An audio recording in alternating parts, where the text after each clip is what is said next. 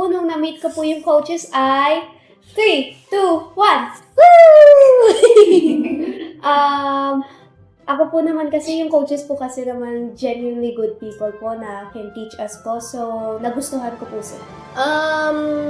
Nung nakita ko po yung mga coach, namangha po ako kasi ang gwapo, ang magaganda. Lalo na sa stealth, bias ko kasi siya sa SB19. Ako po, nagulat po na pinili po ako ni Coach Billy. Tapos po, ang rami niya pong tinuturo po sa amin at ang galing niya po magturo. And nabigla po din ako kasi po, ang gagaling po din ng mga nakakalaban ko. Kaya hindi ko po alam kung ano pong gagawin ko.